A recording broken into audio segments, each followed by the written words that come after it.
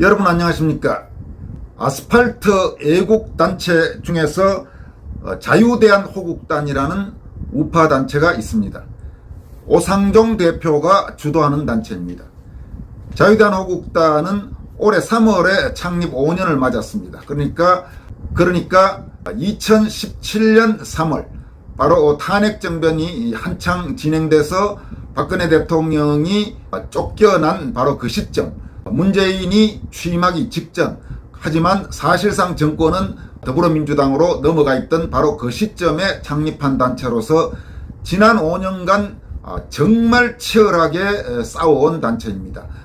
여러 단체 중에서도 아마 가장 치열하게 아스팔트 애국 활동을 한 단체, 그러면서도 이런저런 잡음에 지금까지 별로 휘말리지 않은 단체가 바로 오상종 대표가 이끄는 자유대한호국단입니다. 자유대한호국단이 최근 박주현 변호사가 대표를 맡고 있는 미래를 여는 청년 변호사 모임과 함께 4.15 총선 당시 중앙선관위원장이었던 권순일, 또 4.15 총선 당시 선관위 상임위원으로 실질적으로 선거관리의 실무적 총책임을 맡았던 조혜주, 그리고 4.15 총선 당시 통합선거인 명부 작성 담당자 및 조력자, 그리고 형상보건종이 및 부천 신중동 관련 해명자료 작성자 같은 선관위 공무원들을 서울중앙지검에 고발했습니다. 자유대한호국단과 미래를 여는 청년 변호사 모임이 이들 선관위 사람들, 그러니까 4.15 총선 당시 선관위의 투톱이었던 권순일, 조혜주 및 논란이 된 실무 공무원들을 고발한 혐의는 공전자 기록 변장 및 동행사, 허위 공문서 작성 및 동행사, 위기에 의한 공무집행 방해, 업무방해 혐의 등입니다.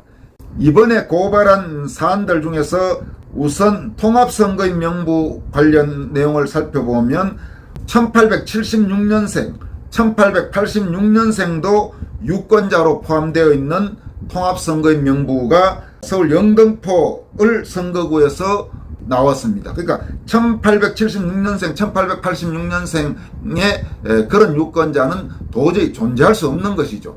도대체 어떤 경로로 통합선거인 명부에 19세기 벌써 돌아가셔도 한참 전에 돌아가셨을 분들이 기재됐는지는 모르겠습니다만 어쨌든 재검표 과정에서 논란이 된 부분이 있습니다.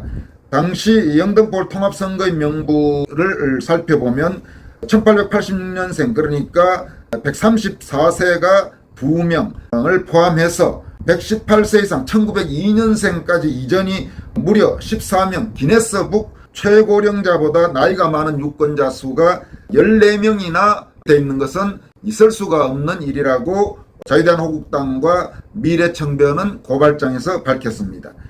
또 투표 용지에 소위 형상복원 기능이 있는 논란, 우리가 상식적으로 생각해도 말이 잘 되지 않는데 중앙선관위는 팩트체크라는 홈페이지 상의 해명을 통해서 분명히 투표 용지라고 하면서 투표지 분류 시 인주 번짐과 종이 걸림으로 인한 재확인 대상 투표지 발생을 최소화하기 위해 종이가 원상태로 회복하는 기능이 적용된 특수 재질을 사용했다고 그런 영상을 내보냈다고 자유대한호국단 등은 밝히고 있습니다. 이 부분도 상식적으로 좀 이해가 되지 않죠. 또 하나, 부천시 신중동에 관내 18,210표, 관내 6,134표 투표가 가능한 이유는 운용 장비가 여러 대였기 때문이라고 선관위 쪽에서 해명했다고 하는데 이것도 거짓 해명 자료라고 자유대한호국당과 미래청변은 주장하고 있습니다. 그러니까 이런 선거인 명부 문제, 또 형상복원 기능이 있는 특수 재질을 사용했다는 투표지 주장, 그리고 운용 장비 문제, 이런 부분들이 전부 실제와 다른 가짜 주장이었기 때문에 그에 대한 책임을 져야 된다 이러면서 그 문제를 담당했던 선관위의 실무 공무원들은 물론이고 당시 최고 책임자 중앙선관위원장이었던 권순일, 선관위 상임위원이었던 조혜주까지 이렇게 검찰에 고발한 것입니다. 자유대한호국단은 또 문재인 정권이 끝나던 날, 그러니까 지난 5월 9일 문재인 5년 강점기를 끝내며라는 제목의 꽤 장문의 성명서를 발표했습니다. 이 성명서는 문재인 정권이 저지른 각종 폭정과 실정, 국가적 해악을 조목조목 아주 강도 높게 비판하고 있습니다. 당시 자유대한호국단이 발표한 성명을 여러분들에게 소개해드리도록 하겠습니다.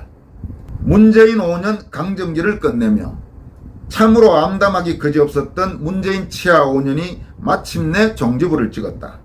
문재인 치하 5년은 시작부터 끝까지 온통 이기적이었으며 반민주였고 반국가, 반국민의 극치였다.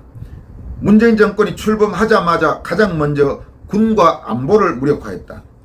국가정보원과 국군 기무사령부를 찢어 국내외 정보기관 정보력을 무력화하고 9.19 남북 군사합의, 전방철책 제거, 북전차 방어벽 무더기 해체, 한강 하구 해도 북한 제공, 군 사단 해체 등 국군 전방의 방어적 전략자산을 공중분해시켰으며 북한은 허구한 날 미사일을 쏴대는데도 미사일을 미사일이라 찍소리 한마디 못하면서 종전선언까지 추진했었다. 이뿐인가, 영화 한 편으로 탈원전을 진행하며 북한을 경유하여 중국, 러시아에서 전기를 수입하겠다며 에너지 주권을 포기하고 대신 북한엔 원전 지어주겠다 나섰으며 중국은 높은 산봉우리 같은 나라, 한국은 작은 나라지만 중국몽에 함께 하겠다. 국제사회에서의 고립을 자초하더니 정작 중국엔 철저히 무시당했던 정권. 부동산값 폭등으로 일반 서민들은 집살 엄두를 못 내게 했으며 중국 우한 폐렴 바이러스로 2년간 국민의 신체 자유권과 기본권을 박탈하고 국민의 혈세로 인심 써듯 재난소득 기본금이란 명목으로 성난 민심 달래더니 구멍난 재정은 각종 세금을 미친 듯이 올려서 채웠다. 대한민국을 망국의 길로 이끌었던 정책을 말로 다 열거하기 힘든 정권이었음에도 친문 여론조사기관에 의뢰한 결과로 지지도가 높다며 자화자찬만 일삼던 정권이라기보다 범죄 집단이었다고 할 문재인 5년의 강점기였다. 대한민국 건국자의 해안이 담긴 자유민주주의 헌법이 없었더라면 내 조국 우리나라 대한민국의 현실은 시진핑의 중국과 절대 다르지 않았을 거로 생각한다. 세계를 아연실색해 한 소위 K방역이 그 증거 아닌가. 문재인 패거리가 획책하던 중에 헌법과 자유, 국민의 반발에 포기할 수밖에 없었던 꼼수가 통했더라면 완전 봉쇄 중인 중국 상하이의 현실과 전혀 다를 바 없었을 것이다. 윤석열 정부의 초대 인선을 두고 전문성, 편향성, 소통 부재를 꼬집으며 비판하는 문재인 패거리의 뻔뻔스러움에 경악을 금치 못할 지경이다. 쇠파이프 휘두르고 화염병을 던졌으며 이 나라 모든 부모님의 아들들인 경찰을 향해 강철 새총을 쏘아대던 주사파 운동권 출신 인사로 내각과 청와대를 가득 채웠던 문재인 패거리의 행태는 뻔뻔하다는 말로도 부족하지 않은가. 문재인은 박정희의 흔적을 지우는 것이 곧 적폐청산이다 라는 말을 했었다. 대한민국의 정치, 사법, 언론 등 모든 시스템을 동원하여 국민을 선동하였고 이는 박근혜 대통령의 사기 탄핵으로 이어졌다. 궁금하다. 박근혜 대통령의 죄가 무엇인가를 물었을 때 징역 22년에 벌금 100억 원은커녕 단 하루, 단 1원이라도 헌법에 근거하여 죄를 물어야 할 이유를 설명할 수 있는 사람이 있는가? 이렇듯 사기로 한 탄핵을 핑계로 감히 적폐라 칭하며 청산을 주장하였고 국격이 시궁창에 처박히건 말건 우한 바이러스 이전부터 이미 망가졌던 경제, 국민이 신음하건 말건 오로지 정치적 반대파를 철저히 탄압하며 공산사회주의 좌파의 장기 집권을 위해 폭주하지 않았던가. 지난 대선 역시도 상당한 부정이 의심되지만 어쨌든 정권 교체를 당했다는 것은 문재인 패거리의 반국가, 반체제 폭주를 멈추라는 국민의 명령 아닌가. 그런데도 파렴치하게 인사알박기를 주저하지 않았으며 비판과 비난이 쏟아지자 현 정부의 권한이니 왈가왈부 말라라는 망언으로 주권자인 국민의 뜻을 배반하였다. 이러니 시작부터 마지막까지 모두 이기적이라는 것이다. 여러분 참 통렬한 지적들이죠. 하나하나가 각 분야별로 정말 우리가 결코 잊어서는 안 될 지적들을 해왔습니다. 계속 이어가겠습니다. 자살인지 타살인지 알 수 없는 많은 죽음은 좌파 정권의 특징이 아니었던가. 보수 정권에서 보수 진영의 인사가 같은 모양새로 죽었을 때 문재인 패거리를 비롯한 좌파는 어찌 행동했을까를 생각해보면 이 문제의 심각성을 쉽게 알 수 있다. 이쯤 되면 세월호 사고에 관한 의식의 전환이 필요할 지경이 아닌가. 사고 당일 막대한 혈세로 한상 근하게 차려 배불리 먹은 문재인과 좌파의 박근혜 정부 인신 공양설보다는 철통과도 같은 지지 기반을 가진 박근혜 정부를 끝장내기 위한 좌파의 사고기획설이 훨씬 합당하지 않은가. 박근혜와 문재인을 모두 겪은 오늘날 이것은 상식이어야 할 것이다. 미안하고 고맙다라는 문재인의 세월호 방명록에 따르면 더욱 그러하다. 희생시켜서 미안하고 또 이를 정치적 자산 삼을 수 있었으니 고맙다는 뜻 아닐까. 여러분, 이 성명서가 상당히 길기 때문에 중간에 일부 중략을 하고 넘어가도록 하겠습니다. 하루가 1년 같았고 한 달이 평생과도 같았다. 마침내 역겨운 5년이 끝났다. 나라가 온통 악취로 가득했던 썩어 문드러진 5년이 드디어 끝났다. 하지만 대단히 분노한다. 너무도 서럽고 속상하다.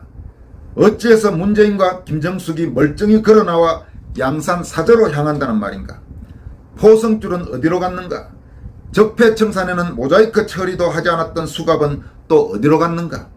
심지어 탁현민은 깜짝 이벤트까지 예고했는데 왜 탁현민이 이벤트를 기획하는가.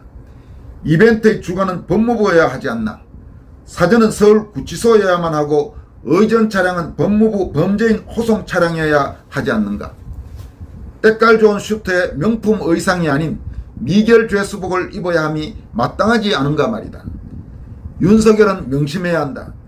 문재인 패거리의 부정이 의심되지만 고작 0.7% 차이의 승리가 아니라 최소 절반의 국민이 그대를 지지했음을 명심해야 하고 두 번 다시는 문재인과 같은 악당을 겪지 않는 나라를 만드는 것이 곧 정의이며 엄히 처벌하여 역사의 교훈으로 남기는 것만이 상처 많은 국민과의 확실한 소통임을 명심해야 한다. 생각만 해도 안타깝고 한없이 불쌍한 우리 국민 여러분께도 진심으로 호소드립니다. 정치인은 국민이 있어야만 생존할 수 있는 무능함 그 자체입니다. 국민이 표를 주지 않으면 누구도 정치인이 될 수 없습니다.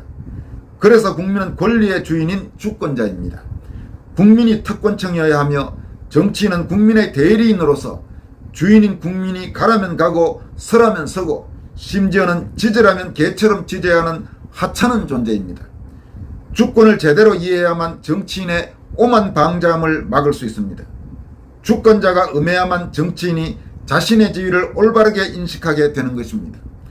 아이를 키우는 부모가 강아지를 바르게 교육하지 않으면 아이를 무는 수가 있습니다. 악몽과도 같았던 문재인 치하 5년의 시작이 특수기득권으로 똘똘 뭉친 이기적인 민주당, 기회주의적인 국민의힘의 좌우 합작 사기 탄핵이었음을 잊지 말아야겠습니다. 안타깝게도 우리는 우리가 키우는 개에게 물렸던 것입니다. 사랑하는 내 나라 내 조국 우리 국민 여러분, 참으로 고생 많으셨습니다. 오늘 이후의 삶에 더는 눈물이 없기를, 더는 한숨이 없기를, 때로는 고통이 있다고 하더라도 하소연할 방법이 있기를, 또 하소연할 때 귀를 열고 들으며 공감하고 그 공감을 행동으로 실천하는 이가 있기를 진심으로 기원합니다. 2022년 5월 자유대한호국당 청년포럼 시장. 이상은 아스팔트 애국단체인 자유대한호국당 오상종 대표가 주도하는 자유대한호국당이 문재인이 대통령의 특권에서 벗어나는 마지막 날, 대통령에 머물렀던 마지막 날인 2022년 5월 9일 발표한 문재인 5년 강점기를 끝내며라는 제목의 성명서입니다. 여러분, 성명서 어떻습니까? 가슴에 참 와닿는 내용 아닙니까? 이 자유대한호국당 같은 이런 단체들이 더 많이 나와야 되고 더 활동을 할 수 있도록 우리 국민들도 성원을 할 필요가 있어 보입니다. 여기까지 하겠습니다. 여러분 고맙습니다.